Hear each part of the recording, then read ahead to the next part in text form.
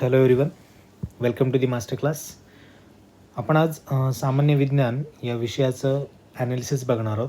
संयुक्त पूर्व परीक्षा गट ब क 2020चा जो पेपर आहे त्याच्यामध्ये प्रिलिम्सला जे आपले आलेले क्वेश्चन्स आहेत ते क्वेश्चन्सचं ॲनालिसिस अशा पद्धतीने करणार आहोत. एक आपण सायंटिफिक ॲप्रोच वापरणार आहोत यासाठी, म्हणजेच की आपले जे 4 ऑप्शन्स असतात ते चारही ऑप्शन्सचं आपण ॲनालिसिस करणार आहोत. कारण मी सायन्सचं ज्यावेळेस ॲनालिसिस केलं त्यावेळेस मला असं लक्षात आलं की ऑप्शन्स जे आयोग विचारतं आहे त्या ऑप्शन्समधून पुन्हा एकदा प्रश्न तयार होताना आपल्याला दिसत आहे. म्हणजे 20पासून जर पाहिलं तर 21, 22, 23मध्ये क्वेश्चन्स रिपीट होत आहेत आणि ते क्वेश्चन रिपीट होत असताना आपल्याला ऑप्शन्समधून रिपीट होताना दिसत आहेत. त्यामुळे आपल्याला ऑप्शन्सचा व्यवस्थितपणे ॲनालिसिस करणं गरजेचं ठरणार आहे. आपण यासाठी या सेशनमध्ये तुम्हाला इथे असं लिहिलेलं आढळेल की या पद्धतीने जर तुम्ही विश्लेषण कराल तर उत्तर चुकणार नाही. म्हणजे कोणतीही गॅरंटी याच्यामध्ये नाही आहे, पण आपल्याला अशा पद्धतीने ॲनालिसिस करायचं की आपली मार्क्स मिळवण्याची जी काही शक्यता आहे ती मॅक्सिमम होईल. ओके, तर त्या पद्धतीने आपण हा 2020चा जो पेपर आहे त्याचा ॲनालिसिस सुरू करू. कशा पद्धतीने करायचं आहे ते मी तुम्हाला या व्हिडिओच्या माध्यमातून दाखवून देतो. त्याच्यानंतर उरलेले जे पेपर्स आहेत शक्य असेल तर आपण त्यांचं देखील ॲनालिसिस घेऊ, परंतु तुमच्या पद्धतीने तुम्ही ते ॲनालिसिस चालू ठेवलं पाहिजे. जर एक्झाम आपल्याला क्लिअर करायची, प्रिलिम क्लिअर करायचे, तर आपल्याला हे टार्गेट असलं पाहिजे. PYQचं ॲनालिसिस हे खूप जास्त इम्पॉर्टंट असणार आहे. ओके, आपण सुरू करूया आजचं सेशन. यामध्ये आपल्याला काही क्वेश्चन्स आहेत आणि ते एक 14-15 क्वेश्चन्स आपण बघणार, त्याचे ऑप्शन्स. त्यामुळे थोडं व्यवस्थितपणे सेशन शेवटपर्यंत बघा. प्रत्येक प्रश्नाचं यू नेवर नो, म्हणजे तुम्हाला जर इथे आपण डिस्कस केलेला एखादा पॉईंट आपल्याला येणाऱ्या परीक्षेमध्ये येऊ शकतो आणि त्या दृष्टीने तुम्ही मार्क्स देखील मिळवू शकता. ओके, पहिला प्रश्न आहे 2020च्या पेपरमधला. सायन्सचे क्वेश्चन्स आपण स्पेसिफिक बघतोय. पृथ्वीवरून विविध ताऱ्यांची अंतरे निश्चित करण्यासाठी कोणती पद्धत वापरतात हे आपल्याला प्रश्न विचारलेला आहे. म्हणजे डिस्टन्स जो आहे तो डिटरमाइन करण्यासाठी इंग्लिशमध्ये जर बघितलं तर method is used to determine the distance of different stars from the earth. म्हणजे आपण पृथ्वीवरून ती मोजतोय. आपल्याला मग ऑप्शन्समध्ये जर आपण बघितलं तर ऑप्शन्समध्ये आपल्याला लक्षात येईल की इथे डायरेक्ट मेथड दिले. तर डायरेक्ट मेथड म्हणजे काय, तर तुम्हाला एखाद्या अंतरामध्ये 2 पॉईंट्स आहेत, या 2 पॉईंट्समध्ये जर तुम्ही विचार केला, या 2 पॉईंट्समधलं तुम्हाला स्पेसिफिक सांगता येईल की अंतर किती आहे. समजा 2 मीटर आहे, आपण इथं टेप पट्टी घेतली आणि त्याच्यानुसार मोजलं तर 2 मीटर आहे हे मोजलं. जर आपण आणखी जास्त अंतर असेल तर 20 किलोमीटर आहे, बरोबर, 20 किलोमीटर अंतर आहे, हे देखील आपण डायरेक्ट मोजू शकतो, बरोबर. कारण विविध पद्धती आहेत ते डायरेक्ट मेथडने मोजण्यासाठी. परंतु ताऱ्यांचं अंतर मोजण्यासाठी आपल्याला ही पद्धत वापरता येईल का? कोणते पट्टी घेऊन इथून पृथ्वीवरून त्या ताऱ्यापर्यंत पोहोचेल का? तर ती आपल्याला शक्य नाही. म्हणून आपल्याला ही एलिमिनेट करता येईल. डायरेक्ट मेथड, प्रत्यक्ष पद्धत वापरता येईल, थेट पद्धत वापरता येईल का? तर नाही वापरता येणार. ओके, तर या पद्धतीने आपल्याला ॲनालिसिस पुढे न्यायचं आहे. त्यानंतर पुढे आपल्याला ऑप्शन्स आहेत की ग्रॅव्हिटेशनल मेथड. आता ग्रॅव्हिटेशनल मेथड आपण कशासाठी वापरतो, तर पृथ्वीवरचे जे काही विविध पॉईंट्स आहेत, ओके, विविध पॉईंट्स आहेत त्या ठिकाणचं गुरुत्वीय बल किती, बरोबर, त्या ठिकाणची गुरुत्वाकर्षणाची जी शक्ती आहे ती शक्ती त्या पॉईंटला किती आहे, म्हणजे पोलवर किती आहे, इक्वेटरवर किती आहे, त्यानंतर विविध जे पॉईंट्स आहेत त्या पॉईंट्सवर किती आहे हे मोजण्यासाठी आपण गुरुत्वाकर्षण पद्धत जी आहे ती वापरतो आणि त्याच्यानुसार आपण तिथले गुरुत्वीय बल शोधतो आणि त्याच्यानुसार आपल्याला व्हॅल्यूज देखील आपल्याला काढताना पाहता येतात. ओके, तर ह्या पद्धतीने आपण 2 इलिमिनेट करून टाकल्या, म्हणजे कोणत्या, गुरुत्वाकर्षण आणि थेट पद्धत ही आपण इलिमिनेट केलेली आहे. त्याच्यानंतर खगोलीय पराशर पद्धत. खगोलीय पराशर इंग्लिशमध्ये पाहिलं तर पॅरलॅक्स मेथड त्याला आपण म्हणतो, आणि दुसरा ऑप्शन आहे पॅरलल मेथड. आता या दोघांमध्ये कन्फ्यूज करण्यासाठी आपल्याला हे पॅरलल मेथड आणि पॅरलॅक्स मेथड असं दिलेलं आहे. तर पॅरलल मेथड हे त्याचं उत्तर नसणार आहे, म्हणजे आपण जिथे बघितलं समांतर पद्धत हे नसेल, आणि खगोलीय पराशर पद्धत हे त्याचं उत्तर असणार आहे. आता याच्यामध्ये खगोलीय पराशर पद्धत म्हणजे काय हे आपण पुढच्या स्लाईडमध्ये बघणार आहोत, परंतु मी तुम्हाला तत्पूर्वी सांगून देतो, जरी तुम्हाला याचं उत्तर माहीत नसतं तरीसुद्धा तुम्हाला जर इंटेलेक्च्युअल गेस करायचंच आहे तर विविध ताऱ्यांची अंतरं निश्चित करायची आहेत आणि याच्यामध्ये खगोलीय शब्द आलेला आहे. त्याच्यामुळे तुम्ही डायरेक्ट हे गेस करू शकत होतात. हे कधी, ज्यावेळेस तुम्हाला उत्तर माहीत नसेल त्यावेळेस, किंवा तुमच्याकडे वेळ नाही आहे आणि तुमचा अटेम्प्ट कमी झाला आहे आणि तुम्हाला वाढवायचं आहे, तर अशा पद्धतीने तुम्ही गेस करू शकता की ताऱ्यांचं अंतर निश्चित करायचे आणि ते खगोलीय पद्धत दिलेली आहे, त्यामुळे मी ही मार्क करू शकतो. ओके, तर अशा पद्धतीने तुम्ही इंटेलेक्च्युअल गेस पण करू शकता. शब्दांवरून फक्त सांगतोय, प्रत्येक वेळेस ही मेथड उपयोगात येईलच असं अजिबात नाही, परंतु ज्यावेळेस आपल्याकडे ऑप्शन्स कमी असतात, आपल्याकडे वेळ कमी असतो, आपल्याकडे आपला अटेम्प्ट कमी असतो, त्यावेळेस मात्र आपला अटेम्प्ट वाढवण्यासाठी आणि कमी वेळेमध्ये उत्तरं मार्क करण्यासाठी आपण ही मेथड वापरू शकतो. ओके, आपण आता पुढे बघू की ही जी पद्धत आहे, म्हणजे आपण पॅरलक्स मेथड याच्याबद्दल विचार करतो आहे. ज्यावेळेस तुम्ही असं विचार करा की पृथ्वीची पोझिशन ही 12ही महिने सारखी असते का, तर नाही. ज्यावेळेस ती सूर्याभोवती फिरत असते त्यावेळेस आपण बघतो की ती एका पोझिशनला असते, त्यानंतर आपल्याला दुसऱ्या पोझिशनला देखील गेलेली पाहायला मिळते. ओके, ए आणि बी असं आपण कन्सिडर करू. तर याच्यामध्ये जर आपण कन्सिडर केलं तर 6 महिन्याचं अंतर असेल. ऑब्झर्वेशन इन ऑगस्ट, बरोबर, आणि त्याचबरोबर ऑब्झर्वेशन इन फेब्रुवारी, अशा पद्धतीने 6 महिन्यांचा डिफरन्स असेल या पद्धतीनुसार. आणि ज्यावेळेस फेब्रुवारीमधून केलेलं ऑब्झर्वेशन आणि ऑगस्टमधून केलेलं ऑब्झर्वेशन याच्यामधून आपल्याला या ताऱ्यापर्यंत एक पोझिशन फिक्स करता येईल. जर इथूनच मोजलं मी, फक्त बी या ठिकाणावरून फक्त मोजलं, तर ते स्पेसिफिक अंतर व्यवस्थित मोजता येईल का, नाही. कारण पृथ्वीची पोझिशन बदलते, त्याच्यानुसार ते अंतर देखील बदलेल. म्हणून आपण काय करू की इक्वली अपोजिट ज्यावेळेस पोझिशन असतील, अशा म्हणजे की 6 मंथ अपार्ट या पद्धतीने ऑगस्ट आणि फेब्रुवारीमध्ये, त्यावेळेस आपण 2 रिडिंग्स घेणार आणि ह्या 2 रिडिंग्सचा जो मीटिंग पॉईंट असेल त्याच्यानुसार आपण त्या तारेची पोझिशन फिक्स करणार आणि नंतर त्या पोझिशननुसार आपण काय करणार, डिस्टन्स मोजणार. आता हे डिस्टन्स मोजताना थेट पद्धत वापरता येईल का, म्हणजे आपण जसं की मीटरमध्ये मोजतो किंवा टेपपट्टी लावून मोजतो तशी मोजता येईल का, तर नाही. मग त्यासाठी काय करायचं आहे, तर आपल्याकडे मेथड आहे काय, तर पॅरलक्स मेथड. आणि याच्यामध्ये जे काही पॉईंट्स आहेत, म्हणजे पॅरलक्स सेकंड नावाचा, तर a star when travelling a distance of 1 arc second is equal to 1 parallax second, म्हणजे ज्याला आपण पारसेक असं देखील म्हणतो. ओके, पारसेक असं देखील म्हणतो, म्हणजेच काय, पॅरलक्स सेकंड. तुम्ही ते लक्षात घ्या. पारसेक म्हणजेच काय, पॅरलक्स सेकंड. ओके, तर अशा पद्धतीने ही एक युनिट काढलं. आता 1 पारसेक म्हणजे आपल्याला इथे दिसतं 1 पारसेक म्हणजे किती, तर 3.26 लाईट इयर. आता 3.26 लाईट इयर हे आपलं साधारण जे वर्ष असतं त्याच्यासारखं असतं का, तर नाही. लाईट इयर म्हणजे प्रकाश वर्ष. तर प्रकाश वर्ष म्हणजे काय, की लाईटने एका वर्षामध्ये जेवढा ट्रॅव्हल केला आहे तेवढा ट्रॅव्हल आपण कन्सिडर करणार, म्हणजेच तो 1 प्रकाश वर्ष. म्हणजे प्रकाशाने एका वर्षामध्ये गाठलेलं अंतर हे आपल्याला 1 प्रकाश वर्ष असं म्हणता येईल. लाईट इयर म्हणजे काय, लाईटने ट्रॅव्हल केलेलं 1 वर्षामधलं अंतर. आता जर आपण सेकंडला जर टाईमचं जर स्पीड पाहिला तर 3 × 10⁸ एवढ्या मोठ्या प्रमाणामध्ये आपल्याला स्पीड आढळतो. म्हणजे 3 × 10⁸, बरोबर, मीटर पर सेकंड. हा काय आहे, स्पीड ऑफ लाईट आहे, स्पीड ऑफ लाईट. आता या स्पीडने ज्यावेळेस लाईट जाईल ती 1 वर्षामध्ये जेवढं अंतर ट्रॅव्हल करेल ते म्हणजे काय, 1 लाईट इयर्स. आणि 1 पारसेक म्हणजे आपण बघतो इथे किती, जवळपास 3.25 लाईट इयर्स एवढं मोठे ही काय असणार आहे, व्हॅल्यू असणार. अर्थातच ती व्हॅल्यू मोठीच असेल, कारण 2 ताऱ्यांमधलं अंतर मोजायचं आहे. ओके, तर ते अंतर तेवढंच मोठं असणार आहे. ओके, आता याच्यामध्ये आणखी आपण जर प्रश्न आपल्याला असं विचारला की चंद्र आणि पृथ्वीमधलं अंतर किती आहे, तर चंद्र आणि पृथ्वीमधलं अंतर आपल्याला सांगता आलं पाहिजे, बरोबर. किती आहे ते तुम्ही जवळपास आपल्याला 3,84,400 एवढं किलोमीटरमधलं हे अंतर असणार आहे. आणि नंतर सूर्यापासून पृथ्वीचं अंतर जर आपण मोजलं ते आपले साधारणतः आपल्याला 150 मिलियन्स किलोमीटर एवढं आहे, बरोबर. तर त्या पद्धतीने देखील आपण पाहता येईल. त्यानंतर चंद्रावरून पृथ्वीपर्यंत प्रकाश किंवा प्रकाश पोहोचण्यासाठी किती वेळ लागतो, तर 1 जवळपास 3 सेकंड एवढ्या कमी वेळामध्ये हा ट्रॅव्हल झालेला असतो. आणि त्याच्यानंतर सूर्यापासून पृथ्वीपर्यंत पोहोचण्यासाठी जवळपास 8 मिनिटं आणि 16 सेकंड्स एवढा वेळ लागतो. त्यामुळे हे दोन्ही व्हॅल्यू लक्षात ठेवा की मून टू अर्थ आणि sun to earth. Okay, moon to earth आणि सन टू अर्थ आपल्याला एवढा टाईम लागतो प्रकाशाला. आणि प्रकाशाचा जो स्पीड आहे तो किती आहे, 3 × 10⁸ मीटर पर सेकंड्स आहे, बरोबर, स्पीड ऑफ लाईट. आणि प्रकाश वर्ष म्हणजे काय डेफिनेशन, तर एका वर्षामध्ये प्रकाशाने कापलेलं अंतर म्हणजे 1 प्रकाश वर्ष. आता ते किती असेल तुम्ही ठरवू शकता, किती मोठ्या प्रमाणामध्ये ते अंतर असेल. ओके, मिलियन बिलियन किलोमीटरमध्ये ते अंतर जाण्याची शक्यता आहे. ओके, त्यामुळे आपल्याला आता बरेच कन्सेप्ट आपण इथे क्लिअर केलेत. पारसेक, पॅरलॅक्स, त्यानंतर स्पीड ऑफ लाईट, त्याच्यानंतर पृथ्वीपासून सूर्याचं अंतर आणि पृथ्वीपासून चंद्राचं अंतर देखील सांगितलं. आणि त्याच्यानंतर प्रकाशाला या दोन्ही अंतर कापण्यासाठी लागणारा वेळ देखील आपण डिस्कस केलेला आहे.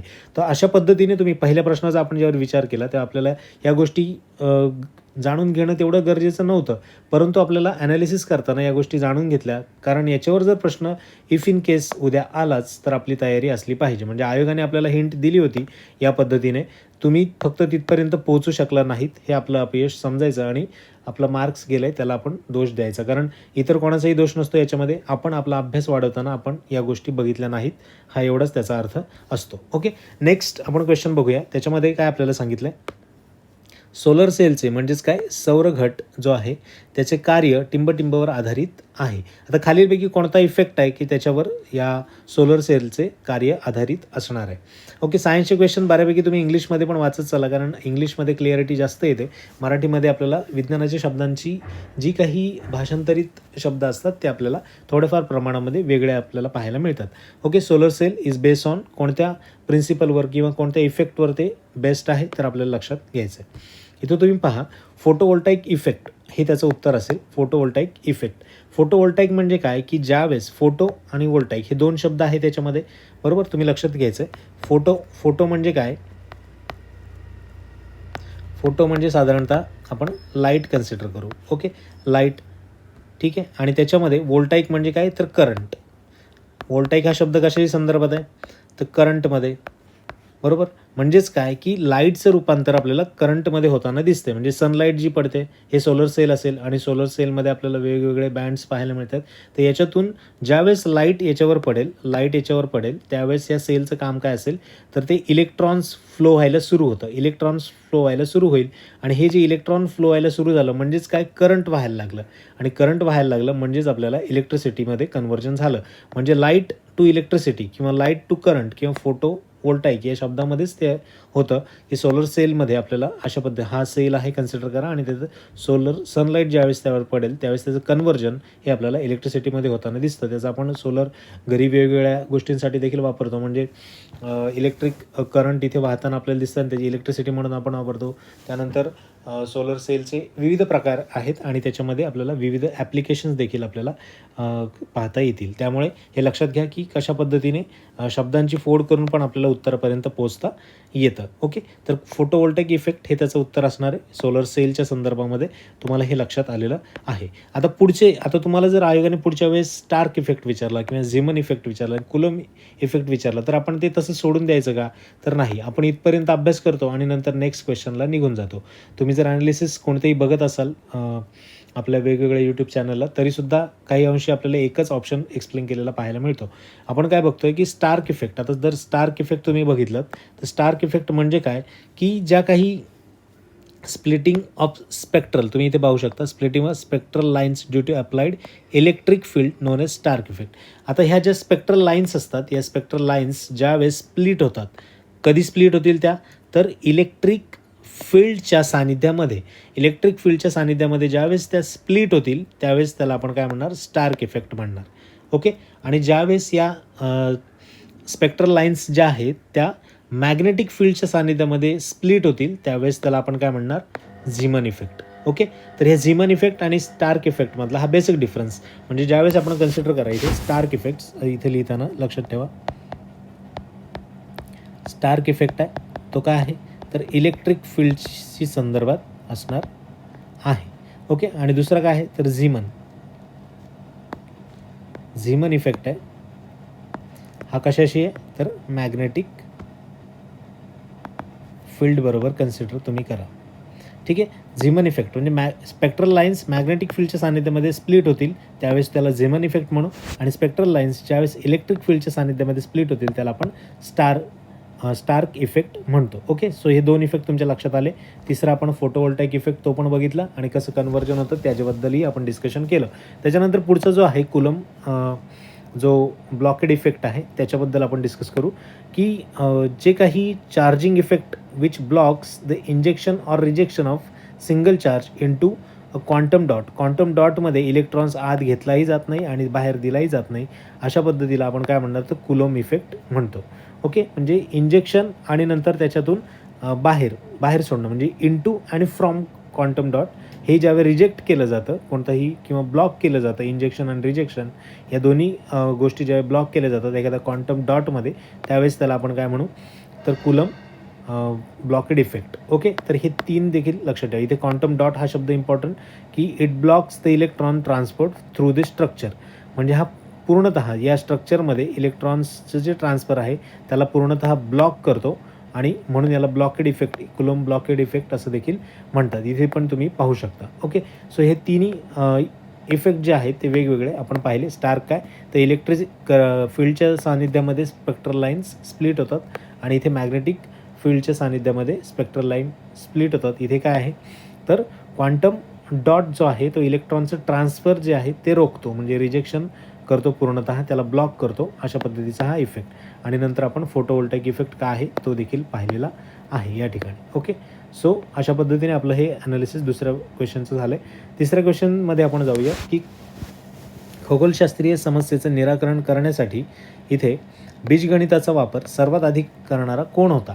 आता जर तुम्ही पाहिलं तर तिन्ही नावं जी आहेत, म्हणजे भास्कर, त्यानंतर ब्रह्मगुप्त, आर्यभट्ट, ही तिघं पण बीजगणिताचा वापर त्यांनी खगोलशास्त्रीय समस्येचं निराकरण करण्यासाठी वापरलेला होता. त्यामुळे हे तिघं पण असणार आहेत. पण आपल्याला प्रश्न काय, त्यामध्ये कीवर्ड काय आहे, कीवर्ड आहे की सर्वात आधी करणारा कोण होता. या तिघांनी पण केलेलं आहे. जर तुम्हाला ऑप्शन असतं की खालीलपैकी कुणी कुणी केलं आहे, तर ऑल ऑफ दी अबोव हे उत्तर तुम्हाला मार्क करता आलं असतं, कारण यांनी बीजगणिताचा वापर खगोलशास्त्रामध्ये तिघांनीही केलेला आहे. पण सर्वात आधी कोण, म्हणजे सर्वात आधी ज्याचा जन्म झाला असेल, ऑब्व्हियस आहे त्यांनी ते केलेलं आपल्याला पाहायला मिळेल. जर आपण इथे बघितलं तर जो भास्कर आहे, भास्कर याचं जर आपण पाहिलं तर यांचा जन्म किती आहे, तर 1114च्या आसपास आपल्याला झालेला पाहायला मिळेल. 1114 म्हणजे विजयवाडा वगैरे या भागामध्ये 1114च्या आसपास यांचा जन्म आहे. ओके, त्यांनी आता त्यांचं वर्क काय ते पण जाणून घेऊ, कारण आपल्याला डायरेक्ट जर प्रश्न भास्कर यांच्यावर आला, आर्यभट्ट यांच्यावर आला किंवा ब्रह्मगुप्तावर आला तर आपल्याला उत्तर देता आलं पाहिजे. ओके, तर भास्कर यांच्याबद्दल आपण जाणून घेऊ, की सिद्धांत शिरोमणी हे त्यांचं एक संस्कृतमधलं कार्य होतं आणि ते 4 पार्टमध्ये डिवायडेड होतं. 4 पार्टमध्ये कोणकोणत्या, तर इथे बघू शकतो तुम्ही, लीलावती, बीजगणित, ग्रहगणित आणि गोलाध्याय. ओके, गोलाध्याय या शब्दावरून तुम्हाला समजत असेल की प्लॅनेट रिलेटेड काहीतरी अभ्यास आहे, गोल अध्याय. ओके, आणि त्यानंतर which are also sometime consider 4 independent works which 4 sections deals with the arithmetic, algebra, mathematics and planet and spheres respectively. जसं आपण म्हणतो गोलाध्याय, तसंच प्लॅनेट अँड स्पिअर्सच्या संदर्भातलं हे काम त्यांचं होतं. Okay, he also wrote the another treatises name, सिद्धांत त्यांचा एक होता की कर्ण हे त्यांचं दुसरं कार्य होतं. म्हणजे भास्कराबद्दल जर तुम्हाला कधी प्रश्न विचारला, तुम्हाला लक्षात असलं पाहिजे सिद्धांत शिरोमणी, आणि त्याच्यामध्ये 4 त्यांचं कार्य कोणतं, लीलावती, बीजगणित, ग्रहगणित आणि गोलाध्याय. त्याचबरोबर तुम्हाला इथे हे पण लक्षात असायला पाहिजे, कर्ण कौतूहल. ओके, भास्करांबद्दल आपण विचार केला, 1114च्या आसपास त्यांचा जन्म. त्यानंतर ब्रह्मगुप्त यांचं जर आपण पाहिलं तर 598 ते 568 या दरम्यान त्यांचं आपल्याला कार्य त्यांचं पाहायला मिळतात. हे इंडियन मॅथमॅटिशियन आणि ॲस्ट्रॉनॉमर्स होते. ओके, त्याच्यानंतर त्यांचं ब्रह्मस्फुट सिद्धांत अशा पद्धतीने एक त्यांचं आपल्याला कार्य पाहायला मिळतं, डॉक्ट्रिन पाहायला मिळतं. आणि ही जी काही थेरॉटिकल त्यांचा सिद्धांत आहे त्याला खंडक खाद्यक, ओके, याच पद्धतीने देखील, म्हणजे एडिबल बाईट असं देखील म्हटलं जातं, हे देखील यांचं काम आहे. त्याचबरोबर गुरुत्वाकर्षणम ही पण टर्म्स त्यांनी, ग्रॅव्हिटी जे अट्रॅक्ट करतं, त्यांनी पहिल्यांदा ती टर्म वापरली संस्कृतमध्ये, गुरुत्वाकर्षणम. त्यामुळे त्यांचं देखील कार्य आपल्याला लक्षात ठेवता येईल. म्हणजे ब्रह्मगुप्त यांचं देखील कार्य महत्त्वाचं आहे आणि ते देखील इम्पॉर्टंट ठरणार आहे. आता जर तुम्ही दोघांमध्ये बघितलं तर त्यांच्या आधी म्हणजे कोण आहे, तर आपल्याला ब्रह्मगुप्त पाहायला मिळतात. परंतु आर्यभट्ट यांचा जन्म आपल्याला 476 ते 550 या काळामध्ये आपल्याला झालेला, म्हणजे त्यांचं कार्य या कालखंडामध्ये झालेलं पाहायला मिळतं. म्हणजे या तिघांमध्ये सर्वात आधी कोण आहे, तर आर्यभट्ट आहेत. आर्यभट्टांचं कार्य काय आहे ते देखील खूप इम्पॉर्टंट आहे, एकदा नक्की नजर याच्यावरून टाकून घ्या. म्हणजेच काय, astronomy, mathematics, physics, biology, medicine and other fields, म्हणजे एकदम वर्सटाईल त्यांचं कार्य होतं. आणि त्या वर्सटाईल कार्यामध्ये आपल्याला आर्यभट्टांचं योगदान देखील महत्त्वाचं आहे, ब्रह्मगुप्तांचं योगदान महत्त्वाचं आहे आणि नंतर भास्करांचं देखील महत्त्वाचं आहे. पण याच्यामध्ये सगळ्यात आधी आपल्याला कार्य कोणाचं पाहायला मिळतं, तर आर्यभट्टांचं. मग त्यामुळे आपलं उत्तर काय असणार आहे, आर्यभट्ट असं उत्तर असणार आहे, कारण आपल्याला काय विचारले, सर्वात आधी. ओके, अशा पद्धतीने ॲनालिसिस करत चला. तुम्हाला कोणताही प्रश्न म्हणजे ऑप्शनवरून ज्यावेळेस क्रिएट होईल त्यावेळेस तुमची अडचण होणार नाही, तुम्ही तिथे थ्रू कराल कोणताही क्वेश्चन आला तरीसुद्धा. आता खूप फुलटॉस क्वेश्चन असं म्हणू याला, की कॉपरच्या जर्मन सिल्वर धातू मिश्रणात म्हणजे 2020मध्ये हा प्रश्न आपल्याला आलेला आहे कंबाईनच्या. आणि इथे तुम्हाला पाहू शकता 2023मध्ये देखील सेम क्वेश्चन रिपीट झालेला आहे ॲज इट इज. ऑप्शन पण जो बरोबर ऑप्शन आहे तो 2 नंबरलाच दोन्हीकडे पण आपल्याला पाहायला मिळतो. ओके, तर आता याच्याबद्दल आपण जाणून घेऊ की कशा पद्धतीने हे सॉल्व करता येत होतं. आपण एक ट्रिक लक्षात घेतली होती, कोणती? तर जर्मन जनतेला सिल्वर खूप आवडतं. जर्मन जनतेला सिल्वर खूप आवडतं असं पण म्हटलं होतं. जनता म्हणजे काय? बरोबर, जास्त. निकेलचं काय आहे? न आपण लक्षात ठेवला आणि तांब्याचा ता. बरोबर, न ता. आपण असं लक्षात ठेवलं तर न ता. क्रम कोणताही घ्या तुम्ही, कारण काय आहे त्यांचं शेवटी ते ॲलॉयज आहेत आणि ॲलॉयज मिक्स करून आपल्याला जर्मन सिल्वर आपल्याला पाहायला मिळतं. त्याचप्रमाणे तुम्हाला कर्झन पण लक्षात ठेवायला सांगितलं होतं. जर इंग्लिशमध्ये लक्षात ठेवत असाल तर कर्झन लक्षात ठेवा आणि मराठीत लक्षात ठेवत असेल तर जनता लक्षात ठेवा आणि त्याच्यावरून आपल्याला जर्मन सिल्वर म्हणजे 20चा प्रश्न तुम्हाला ॲज इट इज 23ला आला आणि तेच ऑप्शन्स म्हणजे 2 नंबरचंच ऑप्शन्स राईट होतं, एवढं लक्षात ठेवा. म्हणजे ऑप्शन्स पण फ्रेम करताना MPSCने विचार केलेला नव्हता, हे देखील आपल्याला सांगता येईल. ओके, सो जर्मन सिल्वर याच्याबद्दल आपल्याला काही डाऊट नसायला पाहिजे, कारण सोपा प्रश्न होता. तुम्हाला स्टेनलेस स्टील आणि याच्याबद्दल देखील प्रश्न आयोगाने विचारलेत बऱ्याचदा, त्यामुळे स्टेनलेस स्टीलचा पण आपण बघितलेलं आहे. काय तर क्रोनिकालो म्हणून असं आपण एक त्याची ट्रिक बघितली होती.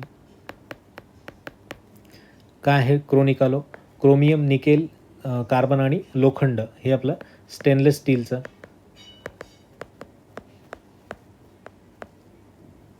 ओके, स्टेनलेस स्टीलचं याचं आपल्याला ॲलॉयमध्ये कोणकोणते मूलद्रव्य असतात तर हे असतात. ओके, तर अशा पद्धतीने आपण ॲनालिसिस केलं पाहिजे.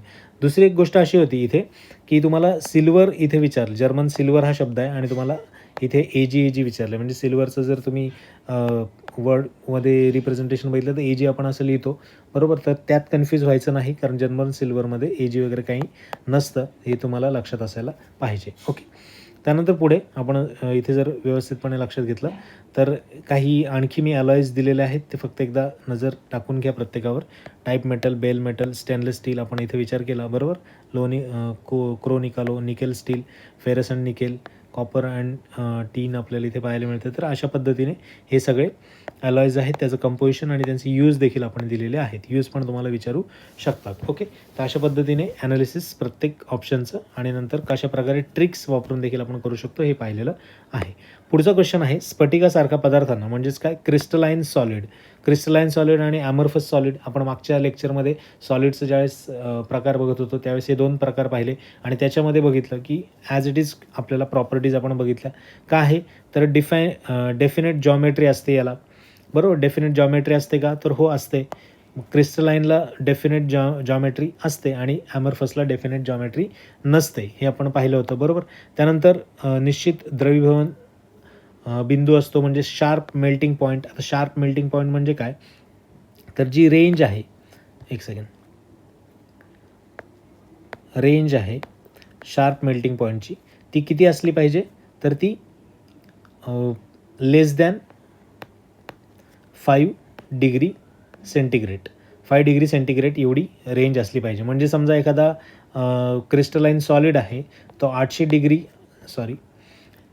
डिग्रीला तो एखादा वितळायला सुरुवात झाली तर तो 805 पर्यंत पूर्णपणे वितळला पाहिजे. म्हणजे या दरम्यान त्याचा मेल्टिंग पॉईंट जो आहे तो शार्प असतो, म्हणजे 5 डिग्रीपेक्षा ते कमी असलं पाहिजे. जेव्हा सुरुवात होते तेव्हा आणि पूर्णतः वितळतो तेव्हा यातलं अंतर अगदी 5 डिग्रीचं असलं पाहिजे. आणि ॲमॉर्फसमध्ये काय असतं तर ते 5 डिग्रीपेक्षा काय असतं तर जास्त आपल्याला दिसतं. 5 डिग्रीपेक्षा जास्त आपल्याला दिसतं. म्हणजे सुरुवात 800 डिग्रीला झाली आणि तो नंतर 1200 डिग्रीपर्यंत तो पूर्णतः वितळला, म्हणजे 5 डिग्रीपेक्षा जास्त. इथे जवळपास 400 डिग्री आपल्याला पाहायला मिळतं डिफरन्स. ओके, तर अशा पद्धतीने ज्यावेळेस जास्त असेल त्यावेळेस आपण त्याला डिफ्युज्ड मेल्टिंग पॉईंट म्हणतो आणि तो कशामध्ये असतो तर ॲमॉर्फस सॉलिडमध्ये असतो. आणि क्रिस्टलाइन सॉलिडमध्ये कसा असतो तर शार्प असतो, शार्प मेल्टिंग पॉईंट असतो. आणि इथे आपण डेफिनेट जिओमेट्री असते हे पण पाहिलं.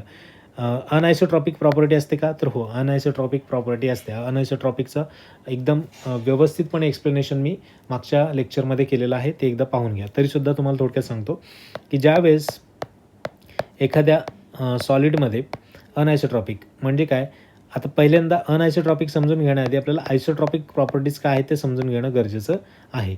आयसोट्रॉपिक म्हणजे तुम्ही या बाजूने ज्यावेळेस प्रॉपर्टी बघाल त्यावेळेस समजा रेजिस्टिव्हिटी त्या एका प्रॉपर सॉलिडची रेजिस्टिव्हिटी सेम असेल, इथून तुम्ही पाहिली तरी सेम असेल, इकडून जरी पाहिली तरी सेम असेल, कारण चार तुम्हाला काय येत आहेत मॉलिक्युल्स प्रत्येक लाईनमध्ये येतात. त्यामुळे ह्याची रेजिस्टिव्हिटी या डायरेक्शननी बघितली तरी सेम असेल, या डायरेक्शनने बघितली तरी सेम असेल, या डायरेक्शननी पाहिली तरी सेम असेल आणि या डायरेक्शननी पाहिली तरी सेमच असेल. ज्यावेळेस रेजिस्टिव्हिटी, कंडक्टिव्हिटी किंवा रिफ्रॅक्टिव्ह इंडेक्स अशा प्रकारच्या ज्या काही प्रॉपर्टीज आहेत त्या प्रॉपर्टीज कोणत्याही डायरेक्शननी जर पाहिल्या तर त्या सॉलिडमधल्या सेमच असल्या पाहिजेत, सेम असल्या पाहिजेत. म्हणजेच काय तर त्याला आयसोट्रॉपिक आपण काय म्हणतो प्रॉपर्टी म्हणतो. ओके. पण जर तुम्ही असं लक्षात घेतलं, आता अशा पद्धतीने काही मॉलिक्युल्स प्लेस केलेले आहेत. ओके. तर तुम्ही ज्यावेळेस या बाजूनी प्रॉपर्टी, या बाजूने जर त्याची प्रॉपर्टी बघाल किंवा या बाजूनी बघाल किंवा या बाजूनी बघाल तर तुम्हाला काय दिसेल, इथे तुम्हाला फक्त 2च मध्यंतरी कुठेतरी मॉलिक्युल दिसत आहेत आणि इथे तुम्हाला 4 मॉलिक्युल दिसत आहेत. जर इथून आपण पाहिलं तर रेजिस्टिव्हिटी सेम राहील का? इथे रेजिस्टिव्हिटी कमी राहील कारण 2च आहेत आणि इथे रेजिस्टिव्हिटी जास्त राहील, बरोबर. त्याचप्रमाणे इकडून बघितलं तरीसुद्धा आपल्याला इथे 4 आहेत आणि इथे 2च आहेत. अशा पद्धतीने जर बघितलं तर तुम्हाला ज्यावेळेस प्रॉपर्टी चेंज होतील, डायरेक्शन बदलल्यानंतर प्रॉपर्टी चेंज होतील, म्हणजे या डायरेक्शननी वेगळी रेजिस्टिव्हिटी एकाच सॉलिडची, या डायरेक्शननी वेगळी रेजिस्टिव्हिटी एकाच सॉलिडची, त्यावेळेस आपण काय म्हणू त्याला अनआयसोट्रॉपिक प्रॉपर्टी म्हणू, अनआयसोट्रॉपिक प्रॉपर्टी म्हणू. ओके. आणि अनआयसोट्रॉपिक प्रॉपर्टी ही आपल्याला क्रिस्टलाईन पदार्थांची असते, म्हणजे क्रिस्टलाईन सॉलिडची असते. ओके. त्यामुळे हे तिन्ही जे ऑप्शन्स आहेत ते करेक्ट आहेत आणि तिन्ही ऑप्शन करेक्ट असल्यामुळे आपला जो उत्तर आहे तो वरील सर्व बरोबर आहेत किंवा all of the above are correct हे ऑप्शन असणार आहे. सो क्रिस्टलाईन सॉलिडवर प्रश्न आला आहे. पुढच्या वेळेस आपल्याला ॲमॉर्फस सॉलिडवर प्रश्न येण्याची शक्यता आहे, त्यामुळे ते देखील आपल्याला बघायला लागेल. व्यवस्थितपणे बघा, मागच्या लेक्चरमध्ये खूप चांगल्या पद्धतीने एक्सप्लेन केलेलं आहे. इथे तुम्ही जे मी तुम्हाला सांगितलं की ॲमॉर्फस सॉलिड आणि क्रिस्टलाईन सॉलिड यातला डिफरन्स आपण जो सांगितला तो की जॉमेट्रिकल शेप असतं, इथे इररेग्युलर शेप असतात, मेल्टिंग पॉईंट शार्प असतो, इथे काय ग्रॅज्युअल किंवा डिफ्यूज पद्धतीचं मेल्टिंग पॉईंट असतं. अनआयसोट्रॉपिक इन नेचर हे बघितलं आपण, बरोबर. आणि नंतर आयसोट्रॉपिक इन नेचर हे पण आपण बघितलं. यांना ट्रू सॉलिड म्हणतात, यांना सुडो सॉलिड म्हणतात. ट्रू सॉलिड म्हणजे काय, हे खऱ्या अर्थाने सॉलिड्सची प्रॉपर्टीज ज्या आहेत त्या दाखवतात आणि सुडो सॉलिड म्हणजे काय तर थोड्याफार प्रमाणामध्ये आपल्याला सॉलिडच्या किंवा इतर प्रॉपर्टीज जसं की लिक्विडच्या किंवा इतर प्रॉपर्टी, आपण हे जरी ॲमॉर्फस सॉलिड म्हटलं आपण त्याला तरीसुद्धा हे फ्रोझन लिक्विड आहेत असं देखील म्हटलं जातं. म्हणजे यांना जर जास्त आपण टेम्परेचर दिलं तर त्यांचं लिक्विड फॉर्ममध्ये कन्व्हर्जन होतं, म्हणून त्यांना सुडो सॉलिड असं देखील म्हटलं जातं. ओके. तर ह्या पद्धतीने लॉंग रेंज ऑर्डर किंवा शॉर्ट रेंज ऑर्डर म्हणजे काय की मोठ्या प्रमाणामध्ये आपल्याला असं लॉंग रेंज ऑर्डर पाहायला मिळते आणि ॲमॉर्फसमध्ये आपल्याला अशी ऑर्डर कोणतीही इररेग्युलर शेप असतं अशा कोणत्याही पद्धतीने, आणि क्रिस्टलाईनमध्ये रेग्युलर ऑर्डर देखील आपल्याला पाहायला मिळते. ओके. सो अशा पद्धतीने या सगळ्या गोष्टी आपल्याला ॲनालिसिस करायचे. क्रिस्टलाईनवर क्वेश्चन आला आहे, ॲमॉर्फसवर येण्याची शक्यता आपल्याला नाकारता येत नाही, त्यामुळे ह्या प्रॉपर्टीज व्यवस्थितपणे बघून घ्या. ओके. सो आपण नेक्स्ट आता क्वेश्चन बघूया. मोस्लेप्रमाणे आवर्ती सारणीतील मूलद्रव्यांची रचना टिंबटिंबाच्या आधारावर आहे. आता मोस्ले यांनी आधुनिक आवर्त सारणीचा आपल्याला व्यवस्थितपणे मांडणी करून दिली. ती कोणत्या आधारावर केलेली आहे, ती रचना कोणत्या आधारावर केलेली आहे असा प्रश्न आपल्याला विचारला आहे. याच्यामध्ये काय असेल तर अणूचं वजन, अणूचं वस्तुमान, अणू क्रमांक, अणू आकारमान. आता अणू आकारमान तुम्ही जर सायन्सचा चांगला अभ्यास केला असेल तर अणू आकारमानाचं आपण कुठेच त्याला पाहिलेलं नाही किंवा ॲटॉमिक वेट हे आपण पाहिले, परंतु त्याच्या आधारावर हे केलं आहे असं देखील आपण पाहिलेलं नाही, बरोबर. हे 2 ऑप्शन्स तर असेच कट होत आहेत. आता अणू वस्तुमान, अणू क्रमांक याच्यामध्ये तुम्हाला कन्फ्युजन आहे. त्याच्यामध्ये पण आपण जर सुरुवातीला पाहिलं डोबेनारोची त्रिकं पाहिली किंवा न्यूलँडची अष्टकं पाहिली तर यांच्यामध्ये देखील आपल्याला अणुवस्तुमानाचा वापर केलेला पाहायला मिळतो. म्हणजे अणुवस्तुमानाच्या नुसार चढत्या क्रमाने आपल्याला मूलद्रव्यांची रचना केलेली पाहायला मिळाली. कशामध्ये, डोबेरायनरची त्रिका असतील आणि न्यूलँड यांची अष्टके असतील. तर याच्यामध्ये आपल्याला अणूचं वस्तुमान कन्सिडर केलेलं होतं. ओके. तर आपल्याला ज्यावेळेस आवर्त सारणीचा आधुनिक आवर्त सारणीचा विचार करतो म्हणजेच मोस्ले यांनी दिलेली, त्यावेळेस आपल्याला अणू क्रमांकाचा जो वापर आहे तो मूलद्रव्यांची रचना करण्यासाठी केलेला आढळतो. म्हणून या प्रश्नाचं उत्तर जे आहे ते अणू क्रमांक. अतिशय सोपा प्रश्न होता. जर तुम्ही अलीकडच्या काही पेपरमध्ये पाहिलं तर एवढा सोपा प्रश्न मला वाटतं विचारला नसेल, कारण खूपच सोपा प्रश्न अणू क्रमांक हे त्याचं उत्तर असणार आहे. अणुअंकामध्ये अणुवस्तुमानांकामध्ये कन्फ्यूज व्हायचं नाही. ठीक आहे, तर ते अणुवस्तुमानांक आधीच्या त्रिकांमध्ये काय केलं होतं त्यांनी, डोबेरायनरनी, तर पहिला आणि तिसरा यांच्या दोघांचा ॲव्हरेज जो आहे तो मधला जो मूलद्रव्य आहे त्याच्या एवढा येत होता. म्हणून त्यांनी 3-3 फॉर्ममध्ये आपल्याला पाहायला मिळालं की त्यांनी 3-3 मूलद्रव्यांची रचना केली, म्हणून त्याला आपण त्रिक म्हणतो. अष्टकांमध्ये देखील न्यूलँड्सने त्याचप्रमाणे केलं होतं की 7 नंतर म्हणजे 8व्या क्रमांकाची ती रिपिटेशन होत होती, त्यांच्या प्रॉपर्टीज मॅच होत होत्या, म्हणून त्यांनी काय केलं त्याप्रमाणे केलं होतं आणि नंतर परत एकदा खालून अशा प्रकारे त्यांनी रचना केलेली आणि आधुनिक आवर्त सारणीमध्ये मूलद्रव्यांची रचना अणु क्रमांक याच्यानुसार केली. अणुक्रमांक आपण कशाने दाखवतो, झेडने, ज्याला अणु अंक देखील असं देखील म्हणतो. म्हणजेच काय, नंबर ऑफ प्रोटॉन त्या अणूमध्ये किती आहेत तेवढे जर आपण मोजले तर ते किती, तर अणु अंक आपण मोजतो आणि जेवढे अणु अंक आहेत त्याप्रमाणे चढत्या क्रमाने आपल्याला ती मांडणी केलेली आधुनिक आवर्त सारणीची पाहायला मिळते. ओके, आणि हा नंबर जो आहे हा कसा असतो, तर युनिक असतो. ओके, युनिक असतो, हा कुठल्याही इतर मूलद्रव्यांच्या समान आपल्याला पाहायला मिळत नाही. ओके, हे एवढं लक्षात ठेवायचं.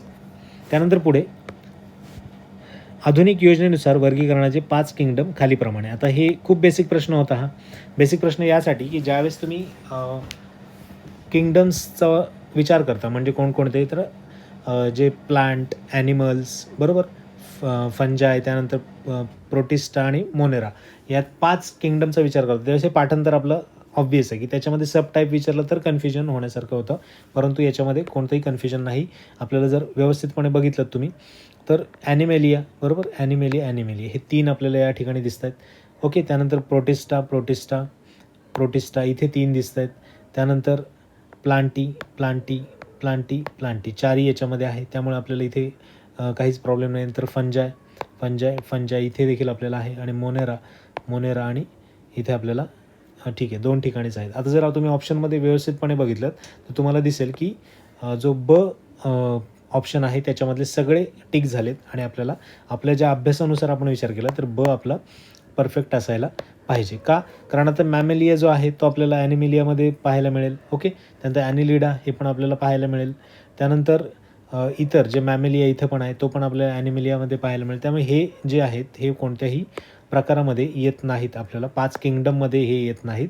तर 5 किंगडममध्ये कोण येतात, तर मोनेरा, प्रोटिस्टा, फंजाय, प्लांटी आणि ॲनिमेलिया. ओके, तर याप्रमाणे आपल्याला हे 5 शोधायचे होते. फक्त एवढंच याचं उत्तर होतं. इलिमिनेशननी सुद्धा निघत होतं आणि आपण या टिक मार्क पद्धतीने देखील आपण काढणार होतो. ओके, तर अशा पद्धतीने हे पाठच करा, कारण याच्यामध्ये काही ट्रिक वगैरे वापरण्याची आवश्यकता नाही. हे खूप बेसिक आहे, हे पाठ असलं पाहिजे.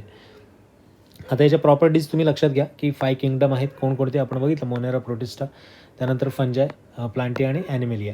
यांच्यामध्ये युनिसेल्युलर कायरोटिक आपल्याला सेल पाहायला मिळतात. इथे मध्ये कायरोटिक, त्यानंतर इथे युकॅरोटिक. ओके, इथे मल्टीसेल्युलर आणि इथे आपल्याला आता कायरोटिक आणि युकॅरोटिक याच्यामधला डिफरन्स काय आहे तो आपण पुढे बघू.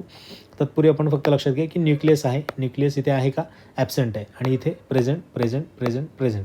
आता हा जो न्यूक्लियस इथे नाही, म्हणूनच याला कायरोटिक म्हणतो. म्हणजे काय की बिफोर, आधीचा, आणि कायरोटिक म्हणजे काय तर कॅर्नल हा शब्द ग्रीक या शब्दामधून कायरोटिकचा आपण विचार करू की कॅर्नल म्हणजेच काय तर न्यूक्लियस म्हणजे न्यूक्लियसच्या आधीचे हे, म्हणजे खूप जुने, एक जवळपास 3.5 बिलियन इयर्स जर आपण विचार घेतला तर त्याच्या आधीपासून हे अस्तित्वात आहेत, म्हणून यांना प्रोकायरोटिक आपण म्हणतो. तर याच्यामध्ये न्यूक्लियस असा ॲब्सेंट होता, परंतु एक न्यूक्लियससारखा एक पार्ट म्हणजे ज्याला न्यूक्लाइड्स असं म्हणतो, ज्याच्यामध्ये मोनेरा यांचं DNA वगैरे आपल्याला स्टोअर केलेले पाहायला मिळतात, ते असायचं. पण जर प्रॉपर न्यूक्लियस आपण पाहिला तर त्या मात्र आपल्याला ॲब्सेंट असलेला पाहायला मिळतो आणि इतर 4ही वर्गांमध्ये आपल्याला प्रेझेंट असलेला पाहायला मिळतो. ओके, त्यानंतर पुढे महत्त्वाचं ऑटो किंवा हेटेरोट्रॉफिक,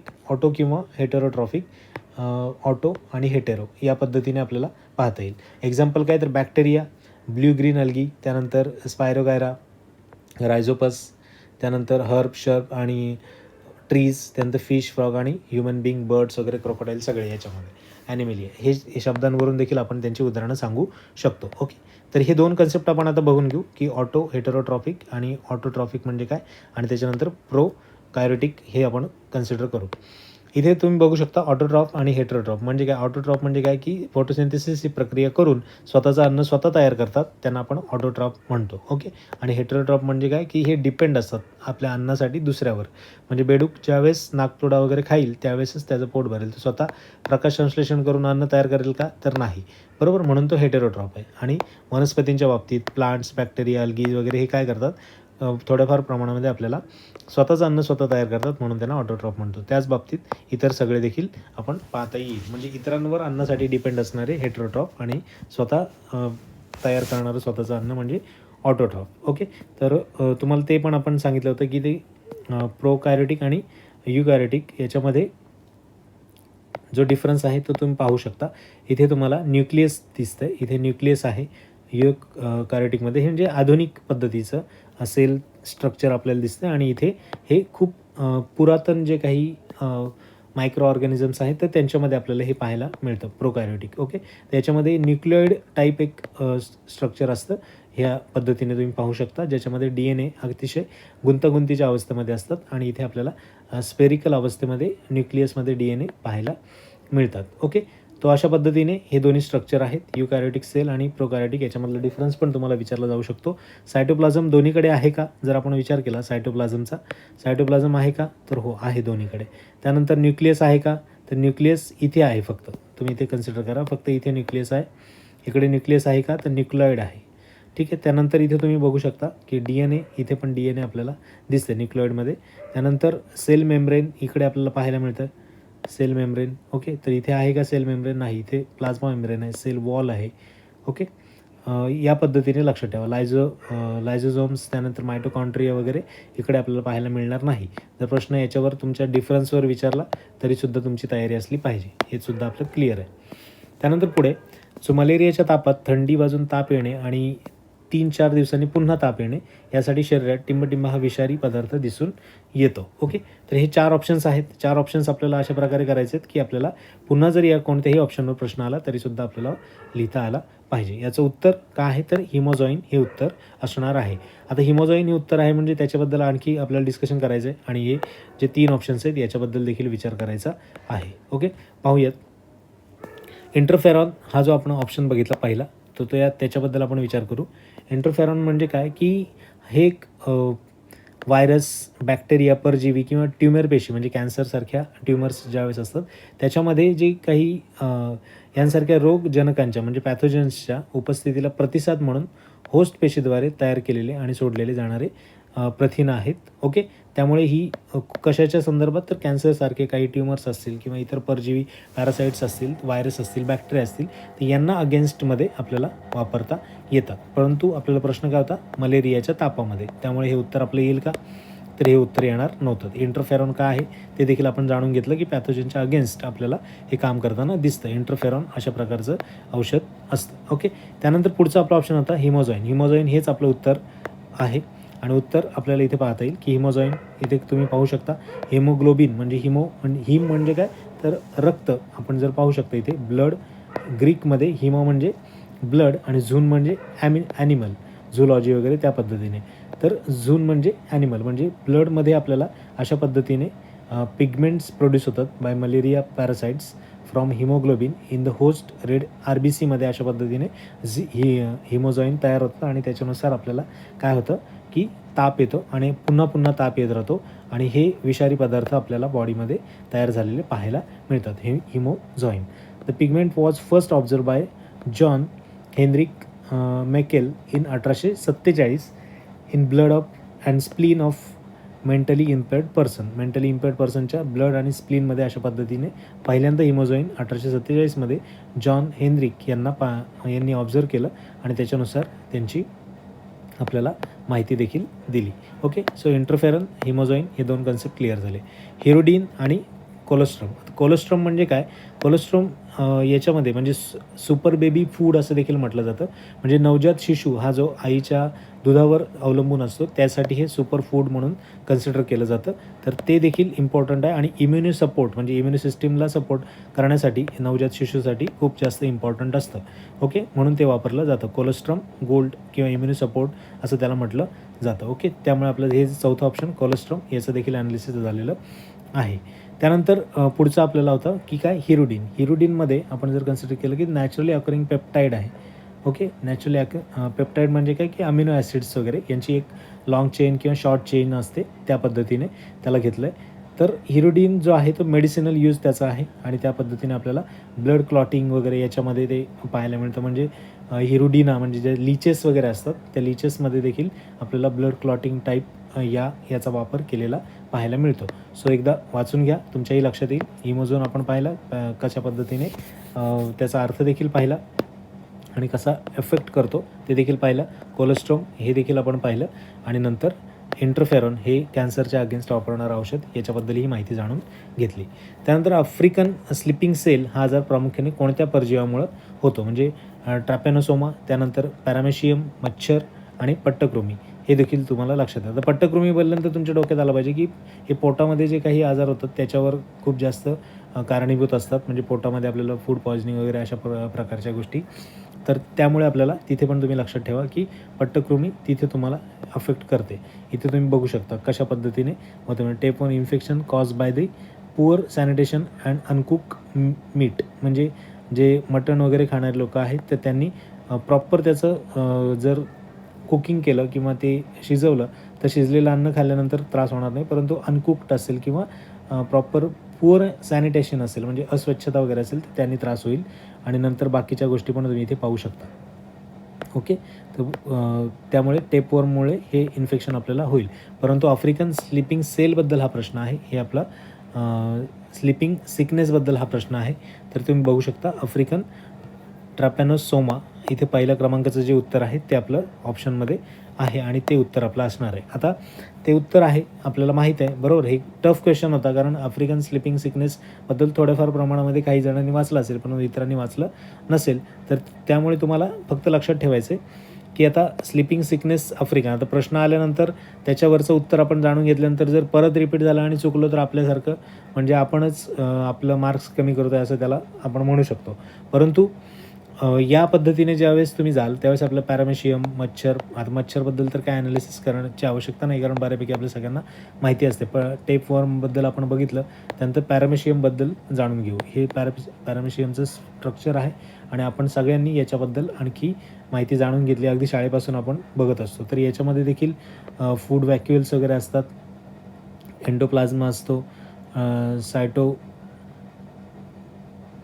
रॅडियल कॅनल्स, अशा पद्धतीने हे स्ट्रक्चर असतं आणि हे देखील आपल्याला पॅरासाईट म्हणून कुठे ना कुठेतरी पाहायला मिळतं. ओके, सो अशा पद्धतीने आपल्याला स्लिपिंग सेल सिकनेस म्हणजे याच्यामध्ये देखील आफ्रिकन ट्रॅपॅनोसोमा हे त्याचं उत्तर असणार आहे. ओके, परजीवाचं ते म्हणजे पॅरासाईट्स आहे आणि त्याच्यामुळे तो आजार होतो.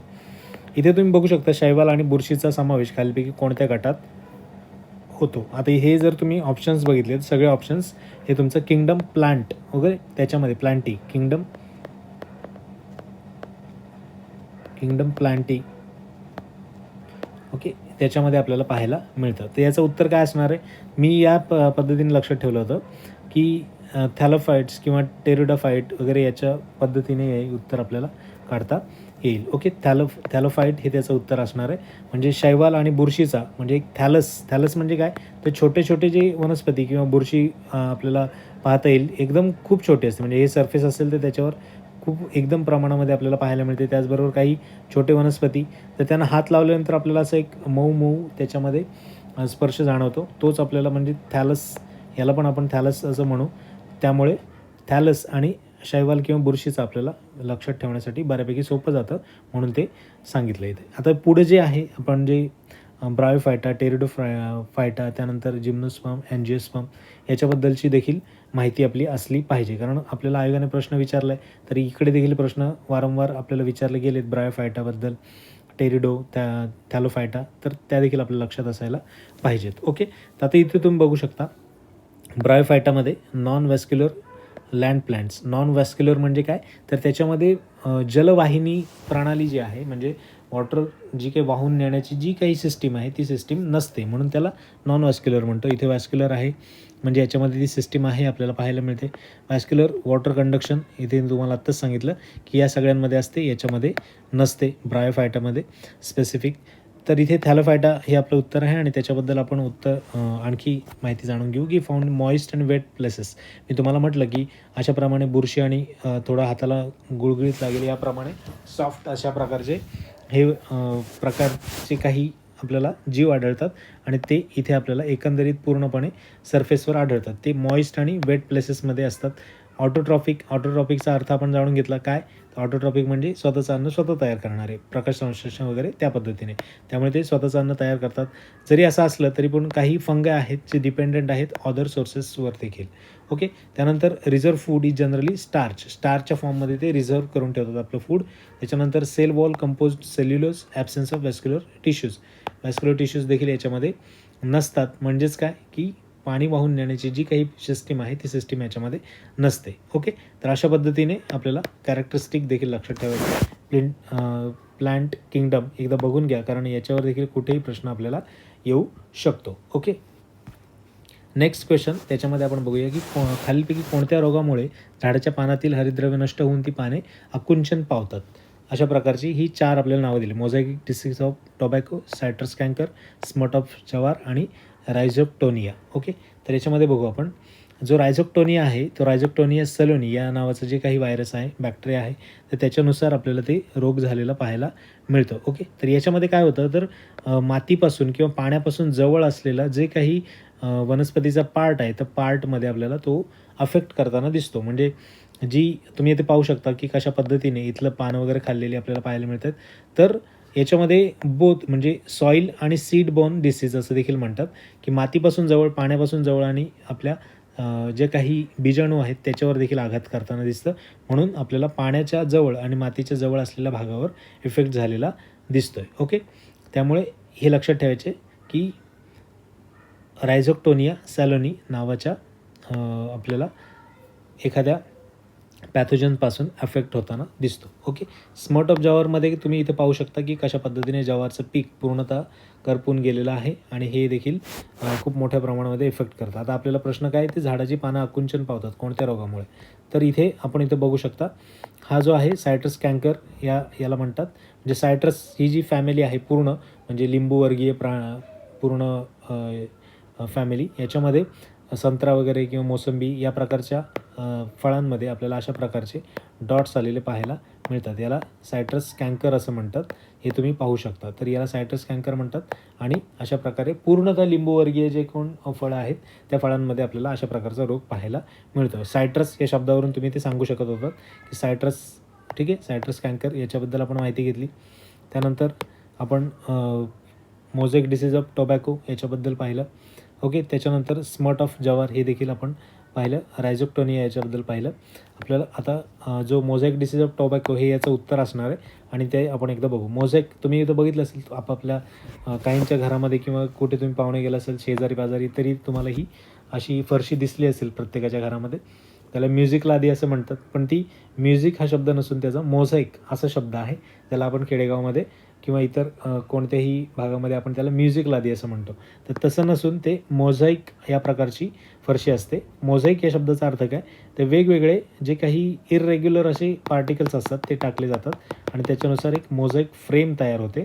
त्याला आपण मोझॅइक असं म्हणतो. म्हणजे इथं तुम्ही बघत असाल ब्लॅक, काही ठिकाणी थोडंसं रेड किंवा ग्रे कलरच्या आपल्याला डॉट्स दिसतात. ते या सगळ्यांचं एकत्रित ज्यावेळेस एखाद्या फ्रेममध्ये येतात त्याला आपण मोझॅइक फ्रेम असं म्हणतो.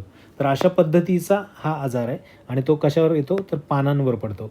ठीक आहे. टोबॅको मोझॅइक व्हायरस जो TMV ज्याला आपण म्हणतो त्याच्यानुसार आपल्याला होताना दिसतो. त्याच्या प्रादुर्भावामुळे हा आजार होताना दिसतो आणि पानांवर अशा प्रकारचा मोझॅइक इफेक्ट म्हणजे पिवळे, लाल किंवा अजून अशा वेगवेगळ्या कलर्सचे आपल्याला डॉट्स पाहायला मिळतात आणि त्या डॉट्समुळे ते काय होतं ते पानं पूर्णतः आकुंचन पावतात. म्हणून आपण काय म्हणतो की या रोगाच्या प्रादुर्भावामुळे म्हणजेच मोझॅइक डिसीज ऑफ टोबॅको या रोगामुळे आपल्याला ही हरितद्रव्य नष्ट होऊन काय येतात पानं आकुंचन झालेली पाहायला मिळतात. आपण आता सायट्रस कॅन्कर बघितलं. सायट्रस ज्या फॅमिलीज आहेत त्याच्यावर आघात करतो आणि असे डॉट डॉट लिंबाचा पण इथे तुम्हाला फोटो दाखवला याच्यानुसार होत असतं. रायझोक्टोनिया इथे देखील पाहिलं. रायझोक्टोनिया कशा प्रकारे तर या प्रकारे होतं म्हणजे जे पाण्यापासून मातीपासून जवळ असेल तर इफेक्ट करतो. त्याच्यानंतर स्मट ऑफ जवार देखील आपण इथे पाहिलेला आहे. सो 4ही ऑप्शन्स आपले क्लिअर झाले. याच्यावर जरी इन फ्युचर क्वेश्चन्स आला तरी पण आपली तयारी असली पाहिजे. त्यानंतर पुढे जैविक खत भातासाठी वापरतात. कोणतं आहे ते आपल्याला ओळखायचं आहे. ओके, लाल शैवाल, तपकिरी शैवाल, नीलहरित शैवाल आणि रायझोबियम ही आपले ऑप्शन्स आहेत. इथं तुम्ही बघू शकता जो ब्ल्यू ग्रीन अल्गी आहे म्हणजे नीलहरित शैवाल हे आपलं उत्तर असणार आहे. तर बायो फर्टिलायझर्स म्हणजे काय, ते फर्टिलायझर्स जे आपण काही केमिकल्स वगैरे वापरतो याच्याऐवजी बायो फर्टिलायझर्स म्हणजे निसर्गातून आलेले आणि निसर्गामध्येच पुन्हा जाणारे, म्हणजेच पूर्णतः आपल्याला कोणताही इफेक्ट किंवा कोणताही अफेक्ट आपल्याला ॲडवर्स अफेक्ट होत नाही, हा प्रॉपर शब्द असेल तर त्याच्यामुळे आपण बायो फर्टिलायझर्स वापरतो. तर तो कोणता आहे, भातासाठी जो आहे तो ब्ल्यू ग्रीन अल्गी. ओके, त्याला आपण सायनोबॅक्टेरिया असं देखील म्हणतो. सायनोबॅक्टेरिया हा शब्द इम्पॉर्टंट आहे, लक्षात ठेवा, कारण सायनोबॅक्टेरिया असं कन्सिडर केलं जातं.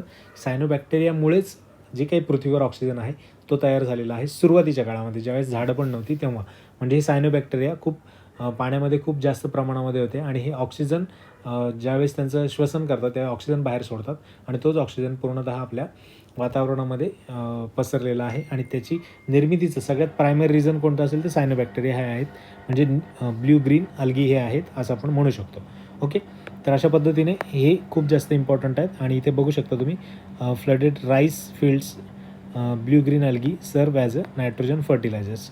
ओके, त्यामुळे आपण इथे जैविक खत म्हणून ते वापरतो आणि नायट्रोजन फर्टिलायझर म्हणून ब्ल्यू ग्रीन अल्गी हे आपलं उत्तर असणार आहे. आता लाल शैवाल, रायझोबियम आणि तपकिरी शैवाल यांच्याबद्दल आपल्याला आणखी माहिती घ्यायची आहे. तर रेड अल्गी, ब्राऊन अल्गी आणि ग्रीन अल्गी यांच्याबद्दलचं कंपॅरिझन तुम्हाला इथे दिलेलं आहे, बरोबर. आणखी आपल्याला बायो फर्टिलायझरचे प्रकार आहेत कोणते, बायो NPK, बरोबर. त्यानंतर ॲझोटोबॅक्टर, त्यानंतर ॲझोस्पेरिलम, त्यानंतर रायझोबियम आणि BGA देखील याच्यामध्ये आपल्याला पाहायला मिळतं.